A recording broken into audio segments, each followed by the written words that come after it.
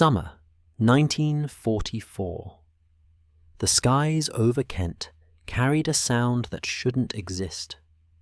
Based on accounts from the period, witnesses looked up, searching for the familiar drone of propeller engines. But what they saw defied everything they knew about flying machines. An aircraft streaked overhead, sleek and unnaturally fast, but it made no sound like any airplane they'd ever heard. No rhythmic pounding of pistons, no whirring of propeller blades cutting air. Instead, a high-pitched whistle, almost like a scream, that raised questions no one could answer. The newspapers couldn't report it. Military censors made sure of that. But the rumor mill churned. People speculated about planes without propellers, about machines that moved through the sky with an otherworldly grace and speed. Given the context of V-1 attacks, some likely thought it was another German weapon, another terror to add to the rockets that had begun falling on London. Others might have suspected the Americans had brought some new technology across the Atlantic. Few would have guessed the truth. The Royal Air Force had put into service the world's first operational Allied jet fighter, and it had been built not in some gleaming research facility with unlimited budgets, but in modest workshops under wartime constraints, where engineers worked with standard materials and proven techniques, where the philosophy was simple: make it work, make it reliable, and make it now. This is the story of how British engineers, working in conditions that would make modern aerospace companies weep, created a fighter aircraft that would beat Nazi Germany's vaunted technical prowess to the skies. It's a story about a lone visionary whose ideas were rejected for years, about desperate measures in desperate times, and about how sometimes the simplest solution is the one that wins wars. The Germans had started earlier. They had more resources, more engineers, and what seemed like every advantage. Their Messerschmitt 262 should have dominated the skies and changed the course of the war. Instead, it became a symbol of overcomplication, of engineering ambition outstripping practical reality. Meanwhile, the Gloster Meteor became the aircraft that actually flew combat missions, that actually protected British cities, and that ushered in the jet age for the Allies. The man who made it possible had been rejected by government officials who dismissed his ideas as impractical, impossible, a waste of time and money. For years, Frank Whittle struggled in obscurity, watching his patent lapse because he couldn't afford the £5 renewal fee, begging for pennies to keep his dream alive. And when war came, and suddenly everyone needed his jet engine, he still had to fight bureaucracy, skepticism, and the constant threat that his entire project would be shut down before it could prove itself. This is the story of the Gloster Meteor. Not the story you'll find in sterile technical manuals or dry historical accounts, but the real story of mud and sweat and improvisation, of engineers who built test facilities in abandoned foundries, of pilots who flew machines that hadn't been properly tested because there wasn't time, of a nation that bet its future on an unproven technology because conventional warfare was no longer enough. The Germans called their jet the Swallow. Beautiful, graceful, the promise of swift victory. The British called theirs the Meteor, because it fell from the sky like heaven's hammer, reliable and devastating. One was a masterpiece of engineering that arrived too late. The other was a practical solution that arrived exactly when it was needed. And in war, timing is everything. In 1929, a young Royal Air Force officer named Frank Whittle sat in his quarters at Cranwell, developing ideas that would change the world.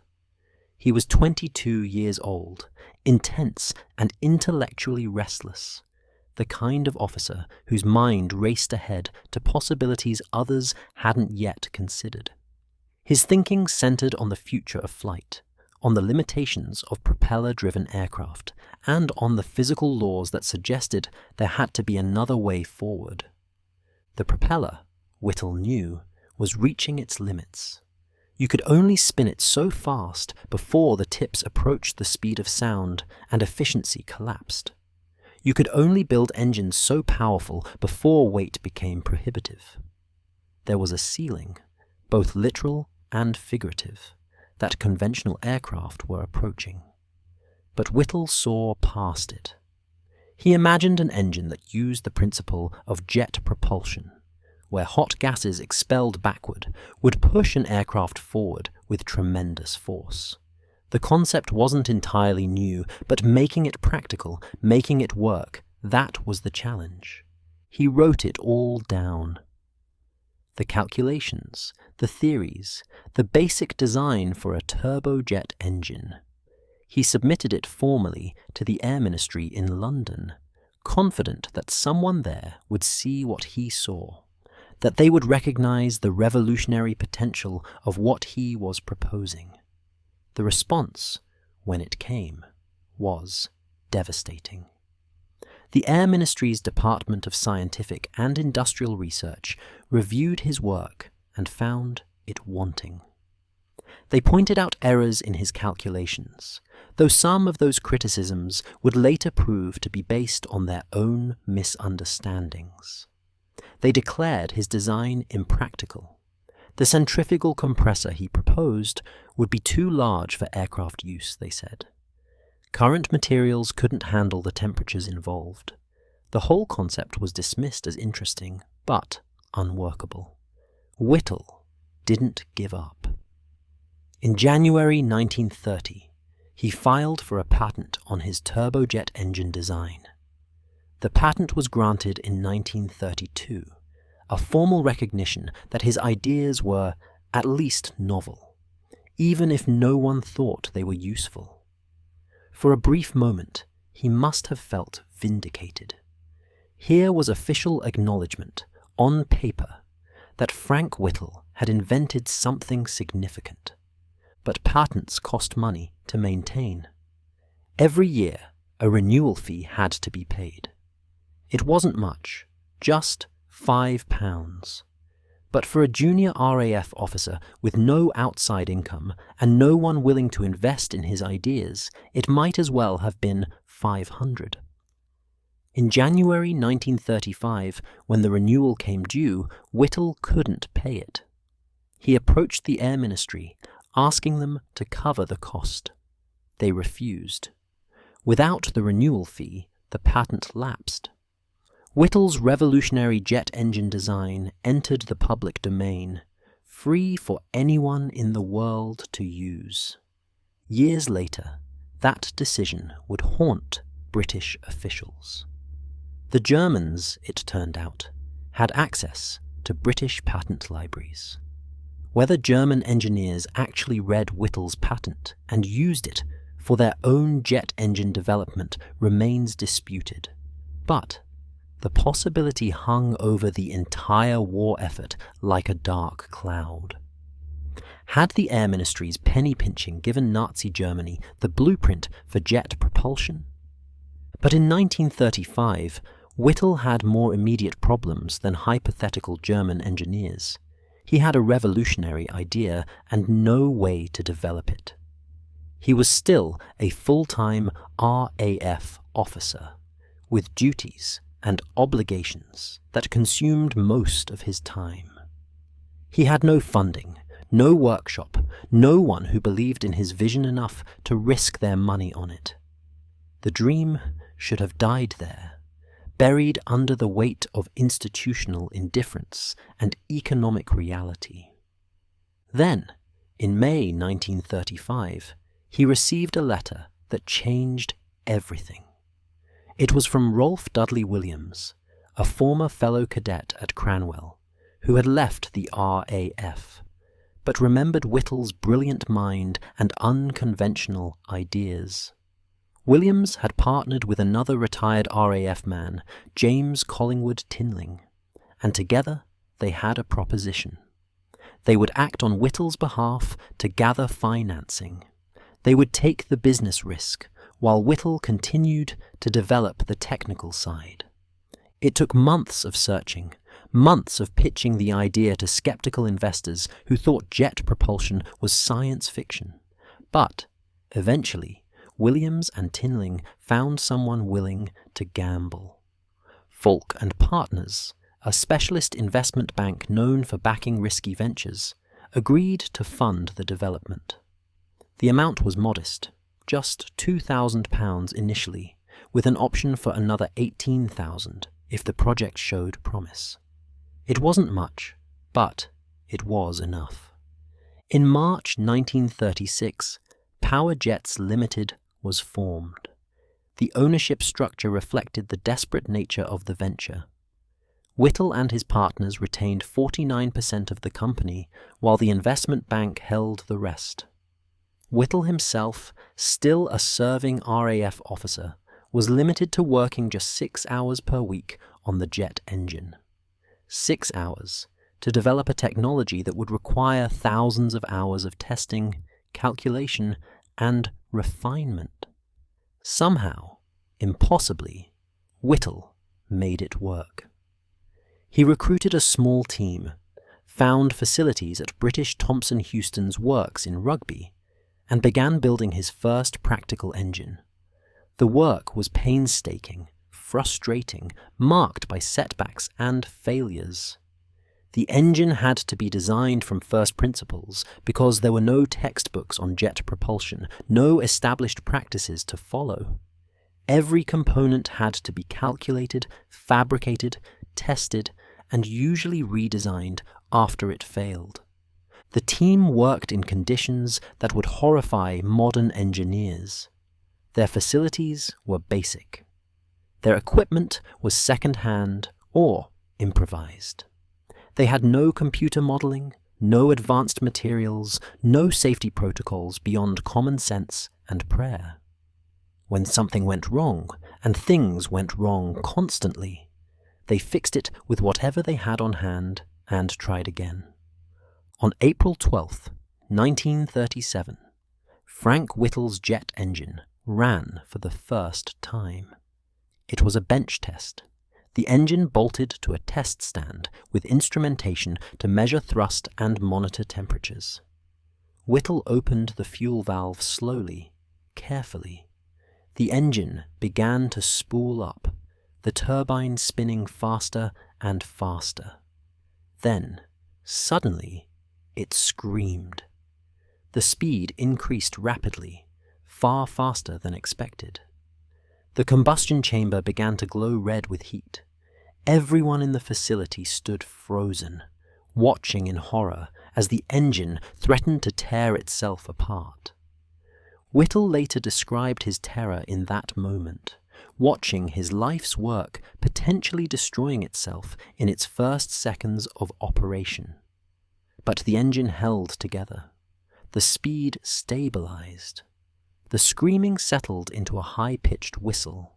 When they shut it down and examined the components, they found problems, certainly. But the fundamental concept had been proven. A jet engine could work. It could generate thrust. It could be controlled. The successful test changed everything. Suddenly, the skeptics at the Air Ministry had to pay attention. Sir Henry Tizard, chairman of the Aeronautical Research Committee, witnessed a later test and pronounced the engine streaks ahead of anything else he'd seen. In March 1938, the Air Ministry finally signed a contract with Power Jets, providing £5,000 to develop a flyable version of the engine. It wasn't generous funding, but it was official recognition, official support. The project was real, but even with government backing, progress remained agonizingly slow. The engine that worked on a test bench wasn't ready for flight. It needed to be lighter, more reliable, more powerful. Components failed. Designs had to be revised. The outbreak of war in September 1939 added urgency, but also created new problems. Materials became scarce. Engineers were pulled away for other projects. Whittle himself, working under tremendous stress and responsibility, suffered a nervous breakdown in 1940.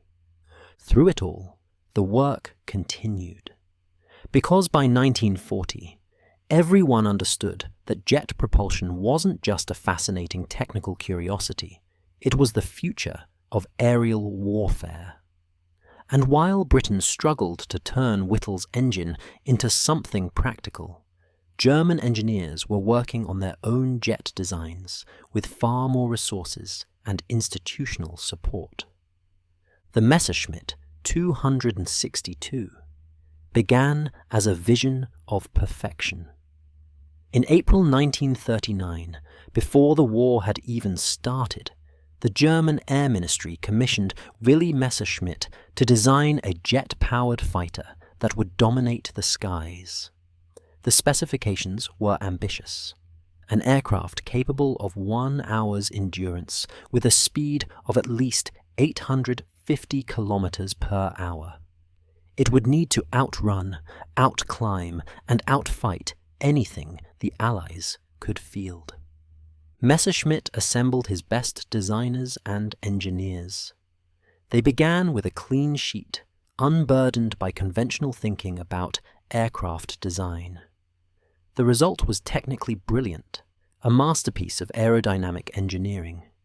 Swept wings for high-speed performance, even though the aerodynamic principles weren't fully understood yet. Twin junkers, Jumo 004 turbojet engines, each promising 1,850 pounds of thrust. 4 30mm cannons that could shred a bomber with a single burst. On paper, the 262 looked like the weapon that would win the air war for Germany. In reality, it became a case study in how technical sophistication can become a liability when you can't actually build and deploy the thing you've designed. The problems started with the engines. The Jumo 004 was an engineering marvel, an axial flow turbojet that was more advanced than anything the Allies would field for years. But advanced meant complicated. Advanced meant temperamental. Advanced meant requiring materials and manufacturing precision that Germany, even with its vaunted industrial base, struggled to provide. The engines were prone to catastrophic failure. Turbine blades would slowly deform under the extreme heat and stress, a phenomenon called creep. When the deformation exceeded safe limits, the engine had to be replaced. The combustion chambers, made from mild steel because Germany couldn't get enough heat-resistant alloys due to the Allied blockade cutting off supplies of nickel and chromium, would buckle and fail. Early production engines rarely ran for more than 10 hours before requiring complete replacement. 10 hours. Think about that. A modern jet engine is expected to run for thousands of hours between overhauls. The Jumo 004, state-of-the-art for 1944, couldn't make it through a handful of missions without needing to be pulled out and replaced. That meant for every 262 that flew, several more sat grounded waiting for engines. That meant maintenance crews working around the clock just to keep a handful of aircraft operational. That meant pilots having to baby their throttles, unable to use full power for fear of flaming out or catching fire. But the engine problems were just the beginning. The 262's development was plagued by bureaucratic chaos that made British red tape look streamlined by comparison. Different German agencies wanted different things. The Luftwaffe High Command couldn't decide whether they wanted an interceptor to defend Germany against Allied bombers, or a fast bomber to strike Allied positions. Hermann Göring, head of the Luftwaffe, had initially starved the jet program of resources, convinced that conventional aircraft could win the war. When he finally recognized the importance of jets, he overcorrected, demanding unrealistic production numbers and deployment timelines. Then Hitler got involved. During 1943 and into 1944, the Führer became increasingly fixated on the idea of the Tu-62 as a fast bomber, a Schnellbomber that could penetrate Allied airspace and deliver devastating strikes. This was particularly acute around the time of the expected Allied invasion of France. Never mind that the aircraft had been designed as an interceptor, that its payload capacity was limited, that reconfiguring it for bombing missions would require extensive modifications. Hitler wanted his revenge weapon, and what Hitler wanted, Hitler got, regardless of whether it made military sense. The bomber controversy delayed production for months while engineers redesigned the aircraft. Meanwhile, Allied bombers continued to pound German cities and industrial capacity. The irony was bitter. Germany's most effective weapon against Allied bombers sat unbuilt because the leadership couldn't decide whether to use it as a bomber or a fighter. Manufacturing presented its own nightmare.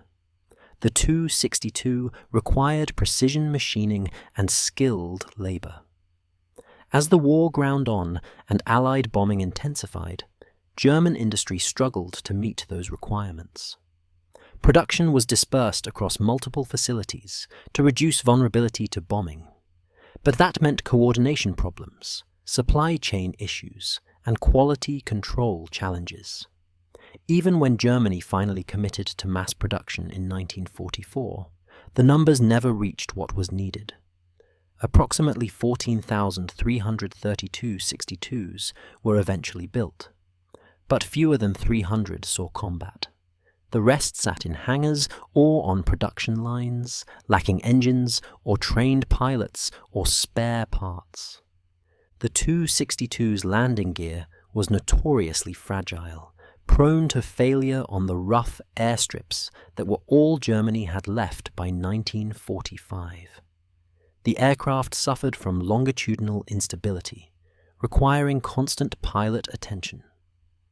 At high speeds, approaching Mach 0.86, it experienced severe controllability problems that could be fatal. Pilots needed extensive training to handle the aircraft safely, but by late in the war, Germany's pilot training program had collapsed.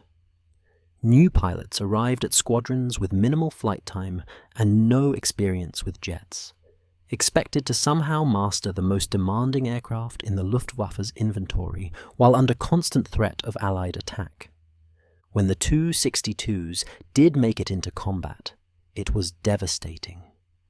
On March 18, 1945, Tu-62s tore into a formation of American bombers and shot down 12 of them while losing only 3 jets. The aircraft's speed and firepower were everything Messerschmitt had promised. But by March 1945, the war was already lost. The Tu-62's combat record, impressive though it was, came too late to matter. The fundamental problem was that Germany had built a racing car for a demolition derby.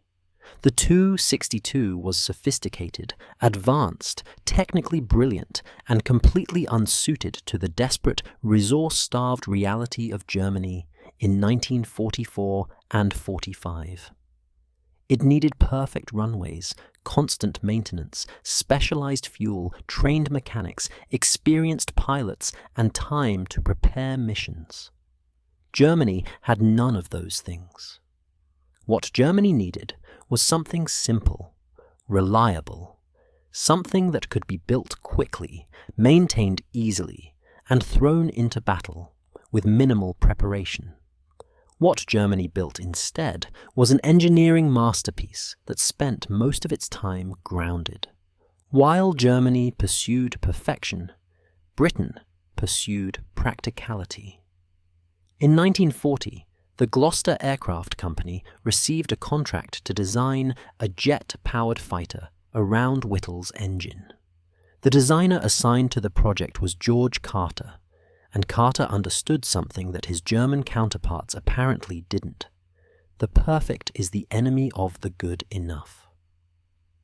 Carter's design philosophy was brutally pragmatic. He wasn't trying to create the ultimate fighter aircraft or push the boundaries of aerodynamics. He was trying to build something that would fly, that could carry weapons, that wouldn't kill its pilot, and that could be produced with the limited resources available to Britain in the middle of a war. Anything beyond that was a luxury Britain couldn't afford. The Gloster Meteor, as the aircraft would eventually be named, was deliberately conventional. Some pilots would later nickname it the Meat Box. But that unpretentious moniker reflected exactly what Carter was aiming for. Solid, reliable, functional. Straight wings, not swept. Mid-mounted engines in nacelles under the wings, simple and accessible for maintenance. Tricycle landing gear, sturdy and reliable. A conventional tail layout, nothing experimental or risky. When you looked at the Meteor next to the sleek, swept-wing 262, the British aircraft looked positively pedestrian. It looked like someone had taken a standard fighter design and just bolted jet engines onto it. That was entirely the point. Carter used proven aerodynamic principles and conventional construction techniques because those were things Britain's aircraft industry knew how to do. The radical part was the engines. But even there, Whittle's design prioritized simplicity. The centrifugal compressor that the Air Ministry had once criticized as too large was actually easier to manufacture and more forgiving of imperfect machining than the axial flow design Germany used. It was less efficient, sure, but it worked, and it kept working even when conditions weren't ideal. The first Meteor prototype flew on March 5, 1943, barely 2 years after Whittle's engine had made its first flight in an aircraft. That's an astonishingly short development time by any standard, and it was possible only because the design was deliberately kept simple. When problems arose during testing, and problems always arise, they were usually straightforward to diagnose and fix. No exotic materials, no cutting-edge technology that required special facilities or processes, just good, solid engineering. The engines for the early Meteors were Rolls-Royce Wellens, which were essentially production versions of Whittle's W2B design. They produced 1,700 pounds of thrust each, similar to the early German jets. But crucially, they were reliable. A Welland could run for hours without catastrophic failure. It didn't require babying or constant monitoring. Pilots could actually use full throttle when they needed it, without fearing their engines would explode or flame out. Even the Meteor's armament was conventional. 4 20mm Hispano cannons mounted in the nose. These were the same guns used in Spitfires and Hurricanes, proven weapons that British armourers knew how to maintain and that pilots knew how to use. No experimental technology, no untested systems. Everything about the Meteor was designed to be familiar to the RAF's existing ground crews and pilots. This approach had enormous advantages that weren't obvious until the aircraft entered service. When a Meteor needed maintenance, It could be handled by mechanics with standard training using standard tools. When something broke, replacement parts were available from the existing supply chain. When pilots transitioned to the Meteor, they were learning to fly a jet, certainly. But the aircraft's handling was similar enough to conventional fighters that the learning curve wasn't impossibly steep. The Meteor wasn't perfect. It wasn't the fastest, or the most heavily armed, or the most maneuverable fighter in the sky. What it was, though, was available. When Britain needed a jet fighter to defend against the V-1 flying bombs in the summer of 1944, the Meteor was ready. Not perfect, not fully developed, but ready enough to fight.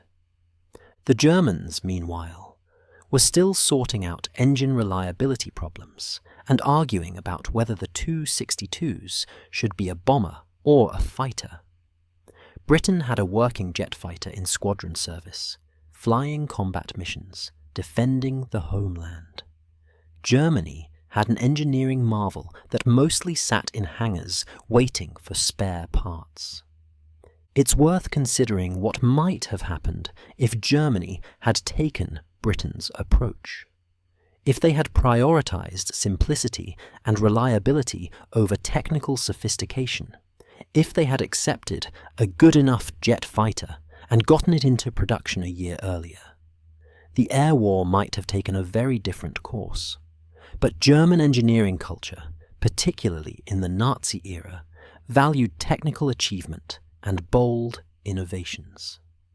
The idea of deliberately building something simple when you could build something advanced was almost unthinkable. Britain, exhausted by years of war and desperate for anything that would work, didn't have the luxury of pursuing technical perfection. The Meteor was built by engineers who understood that an adequate solution today was worth infinitely more than a perfect solution that arrived too late. That philosophy, more than any single technical decision, was what allowed Britain to beat Germany into the jet age. By early 1944, the V-1 flying bomb had become Hitler's latest terror weapon against Britain. These early cruise missiles, unmanned aircraft packed with explosives and launched from sites in occupied France, began falling on London and other cities. They flew fast, around 400 miles per hour, faster than most British fighters could catch. The buzz bombs, as Londoners called them, for their distinctive pulse jet engine sound, were devastating to civilian morale. You could hear them coming, hear that awful buzzing getting closer, and when the engine cut out, you knew the bomb was about to fall. Then came the explosion, and another section of city reduced to rubble. Britain's air defences struggled. Spitfires and Hurricanes could intercept V-1s, but it required perfect positioning and timing. The newer Hawker Tempests and Spitfire Mark 14 were fast enough, but there weren't enough of them.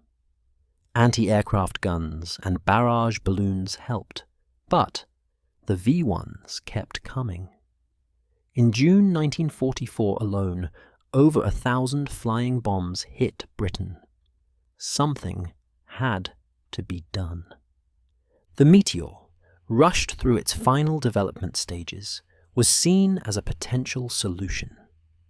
Its speed advantage at low and medium altitudes, where the V-1s flew, made it theoretically perfect for interception duty. But theoretical performance and combat readiness are very different things, and in July 1944, the Meteor was barely ready. On July 12th, the first Meteor arrived at RAF Culmhead, where No. 616 Squadron was based. The squadron had been flying Spitfire Mark 7s, high-altitude interceptors, but they were about to become the world's first operational jet fighter squadron. The conversion was kept intensely secret. Even within the squadron, only a handful of pilots initially knew what was coming. The security surrounding the Meteor was extraordinary. British intelligence feared that if a Meteor fell into German hands, the technology might be copied, or at least understood well enough to develop countermeasures. The first pilots selected to fly the Meteor attended a conversion course at Farnborough, learning the basics of jet propulsion and the specific quirks of the new aircraft. Jet engines behaved differently from piston engines. Throttle response was slower. You couldn't just slam the throttle forward and expect instant power. You had to be smooth, progressive. The engines could flame out if mishandled. At high speeds, the Meteor could encounter compressibility effects, buffeting and control problems that piston engine fighters didn't experience. On July 21st, No. 616 Squadron and 7 of its Meteors moved to RAF Manston on the Kent coast, right in the path of the V-1 attacks on London. Within a week, 32 pilots had been converted to the type, an incredibly rapid transition that speaks to both the urgency of the situation and the relative simplicity of the Meteor's design. The first operational sorties came on July 27th, 1944. 3 Meteors flew patrols over Kent, hunting for V-1s. These were the first operational jet combat missions ever flown by the RAF. Indeed, the first ever flown by the Allies. The pilots were making history, but they were also learning on the job, figuring out tactics and procedures as they went. The early missions were frustrating. The Meteors had speed, but their guns kept jamming. The 20mm cannons, which worked fine on conventional fighters, were experiencing problems related to the Meteor's flight characteristics. The issue turned out to be airflow through the cartridge ejection slots under the fuselage, an updraft that was causing feed problems. It was the sort of thing that should have been caught in testing. But there hadn't been time for thorough testing. The Meteor had been rushed into service, and now pilots were debugging it in combat. On August 4th, Flying Officer Dixie Dean achieved the Meteor's first victory against a V-1. He spotted the flying bomb and closed in for an attack. He squeezed his trigger. Nothing. The guns had jammed again, all 4 of them, leaving him with an aircraft capable of catching the V-1 but unable to shoot it down.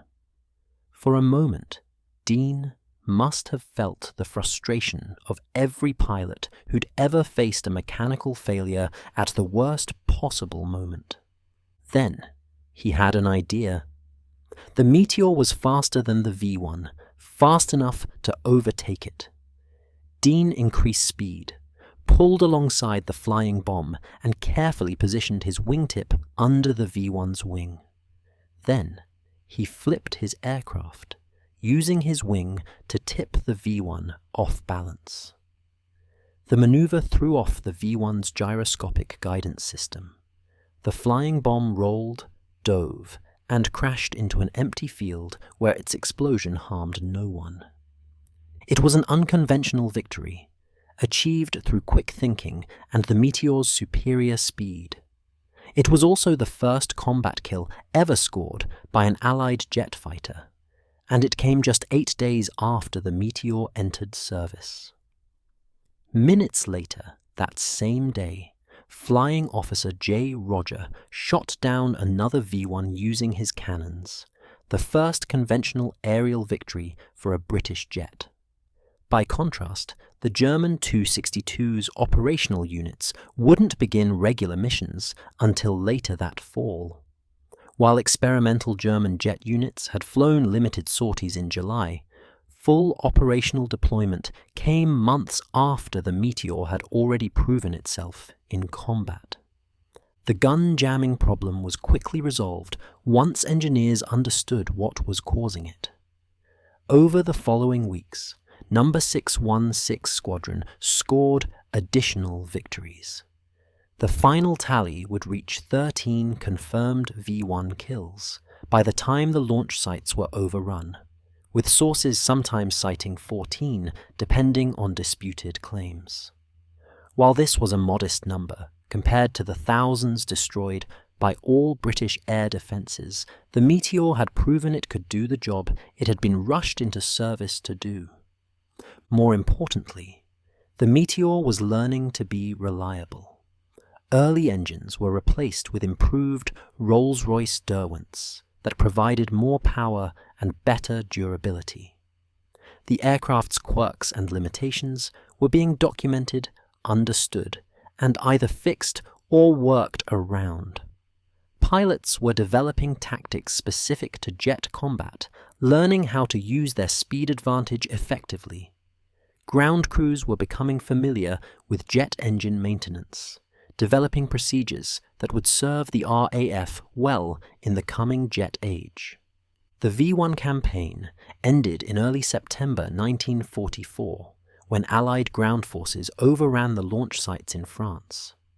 The immediate threat was over, but the Meteor remained in service, now looking for new roles.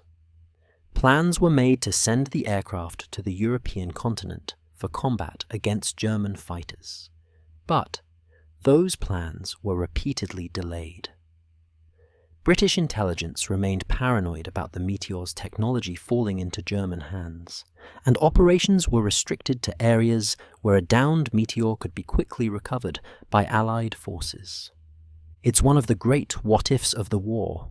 What would have happened if the Meteor and the Tu-62s had met in combat? Both aircraft had similar performance envelopes, though the Tu-62s had a slight edge in top speed. Both were heavily armed. Both represented the cutting edge of their nation's technology. But they never fought each other. The Meteor remained over Britain and friendly territory, while the Tu-62 operated over Germany and occupied areas. The war's first jet versus jet combat would have to wait until Korea, where Meteors flown by the Royal Australian Air Force would face Soviet MiG-15 fighters. What the Meteor proved in those months of 1944 was something more important than combat effectiveness. It proved that Britain could build, deploy, and maintain jet fighters with its existing industrial and logistical infrastructure. The aircraft could be produced in quantity, serviced in the field, and flown by pilots with minimal specialized training. It was practical military hardware, not a laboratory experiment or a propaganda showcase. Germany's Tu-62, for all its technical superiority, never achieved that level of practicality. It remained to the end of the war a specialist weapon that required specialist support, effective when everything went right, but desperately fragile when conditions were less than ideal.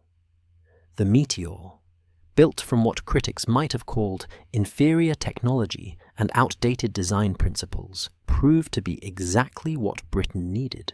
Exactly when Britain needed it. There's a temptation to look at the story of the Meteor and the Tu-62 and see it as a parable about British pluck versus German arrogance, about democratic resourcefulness versus totalitarian rigidity. That's too simple. Both nations had brilliant engineers, both had dedicated workers and brave pilots. Both poured enormous resources into their jet programs under desperate wartime conditions. The real difference was philosophical. Germany approached the jet fighter as an opportunity to demonstrate technical superiority, to build an aircraft so advanced that it would render Allied air power obsolete. The Tu-62 was designed to be the best. Consequences be damned. If that meant using exotic materials, if it meant complex systems, If it meant manufacturing processes that required skilled labor and perfect conditions, so be it. The goal was to win through technical excellence. Britain approached the jet fighter as a problem to be solved with available resources under severe constraints. The Meteor was designed to work with what Britain had: decent metallurgy, but not exceptional; competent manufacturing capability, but not precision craftsmanship; experienced engineers, but not unlimited research budgets. Every design decision was filtered through the question: can we actually build this? Can we actually maintain it? Can we actually use it in combat?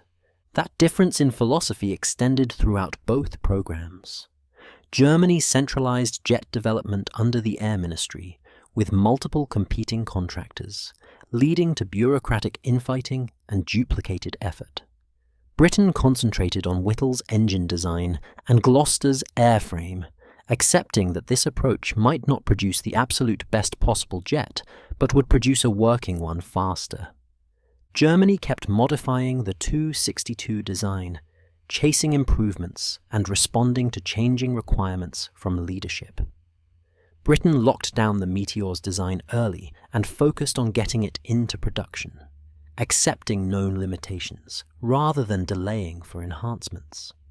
Germany prioritized engine efficiency and performance, leading to the sophisticated but fragile Jumo 004. Britain prioritized engine reliability, accepting lower performance from the Welland and Derwent engines in exchange for dependability.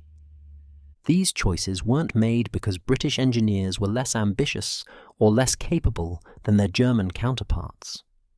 They were made because Britain understood something Germany apparently didn't. In war, an adequate solution that exists beats a perfect solution that doesn't. The Meteor flew combat missions and defended British cities, while the Tu-62 was still sorting out teething problems. When both aircraft finally entered service, the Meteor could be maintained in the field, while the Tu-62 required elaborate support infrastructure. The Meteor could be flown by average pilots after minimal conversion training, while the Tu-62 demanded extensive experience and skill. There's a deeper lesson here about innovation under pressure. Modern tech companies love to talk about disruption and revolutionary products, about refusing to compromise and building the best possible solution. That works when you have time and resources. When you're Britain in 1944, exhausted by 5 years of war, bombed daily, running low on everything from food to fuel to manpower, you don't have the luxury of perfection. You need solutions that work with what you have. The Meteor succeeded because it was designed from the start to be buildable by Britain's struggling aircraft industry, maintainable by Britain's overstretched ground crews, and flyable by Britain's exhausted but determined pilots. It succeeded because every decision prioritized getting the aircraft operational over getting it perfect. It succeeded because British engineers understood that the goal wasn't to build the world's best jet fighter. The goal was to build a jet fighter that would be in the air when Britain needed it. Germany never understood that. The Tu-62 remained until the end, a weapon of tomorrow, always almost ready, always needing just one more improvement, or one more production run, or one more trained squadron. By the time it was actually deployed in meaningful numbers, tomorrow had already arrived and Germany was losing. The Gloster Meteor remained in RAF service long after the war ended. The aircraft that had been designed as a quick solution to an immediate problem proved to have remarkable longevity. New variants were developed through the late 1940s and early 1950s. The Meteor F8, with improved Derwent engines and refined aerodynamics, served as the RAF's primary jet fighter until the mid-1950s, when it was finally replaced by swept-wing designs like the Hawker Hunter. The Meteor saw combat again in the Korean War, flown by the Royal Australian Air Force against North Korean forces. In that conflict, it finally got the jet versus jet combat that had been denied it in World War II, going up against Soviet-supplied MiG-15 fighters. The MiG was faster, more modern, with swept wings and better high-altitude performance. The Meteor, by then a decade-old design, was outmatched. But it still served, still flew missions, still demonstrated the reliability that had been its hallmark from the beginning.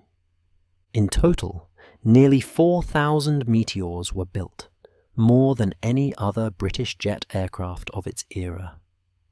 Production records indicate approximately 3,875 aircraft across all variants, with the vast majority built in the United Kingdom, and additional licensed production in the Netherlands and Belgium. That production run, spread over more than a decade, demonstrates the soundness of the basic design. The aircraft served with air forces around the world. Records indicate approximately 30 different nations operated the type at one time or another, from major powers to smaller air forces building their jet capabilities. It was built under license in Belgium and the Netherlands. It was used for photo reconnaissance, night fighting, training, and even drone control. The simple, practical design that critics might have called uninspired turned out to be remarkably versatile. Some Meteors are still flying today, more than 80 years after the first prototype took to the air. Martin Baker, the ejection seat company, operates 2 Meteors as high-speed test beds for their safety equipment. When they need to test a new ejection seat design at realistic speeds and conditions, they strap it into a Meteor. Because even after all these decades, the aircraft is still reliable enough to fly, still rugged enough to handle the stress of repeated ejection tests. That longevity stands in stark contrast to the Tu-62. Germany built about 1,400 of them, but after the war, very few survived in flyable condition. The aircraft was too complex, too dependent on specific materials and components. Without the infrastructure to support it, the Tu-62 became a museum piece. The Meteor became a workhorse that just kept going. The philosophical lesson of the Meteor extended beyond aviation. In the post-war years, as Britain rebuilt its economy and defense industries, the emphasis remained on practical, proven technology over technical showmanship. British aircraft designers continued to prioritize reliability and ease of maintenance. The Hawker Hunter, the Electric Lightning, even the Harrier jump jet decades later, all carried forward some of the Meteor's design philosophy. Build something that works, make it rugged, make it maintainable, and don't let perfect be the enemy of good enough. Other nations drew lessons from the wartime jet programs too. The United States, which had obtained several Meteors during the war for evaluation, studied both the British and German approaches.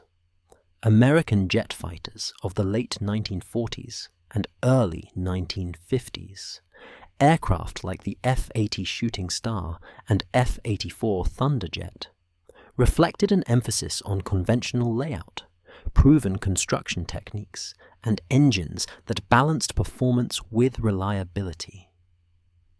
Whether this came directly from the Meteor's example or represented parallel thinking about the challenges of early jet design, the result was remarkably similar. Even Germany, in its post-war reconstruction, moved away from the cutting-edge at all costs approach that had characterized the Tu-62 program.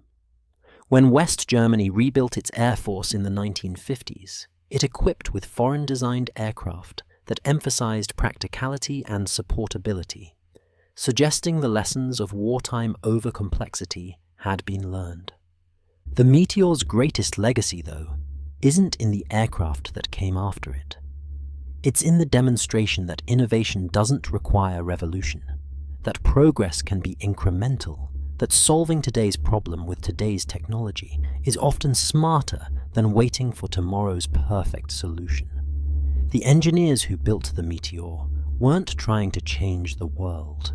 They were trying to defend Britain with the tools they had available. In doing so, they created an aircraft that proved sometimes the simple answer is the right answer. On a spring morning in 1945, the war in Europe was ending. German forces were in full retreat. Hitler was dead, and the Third Reich was collapsing.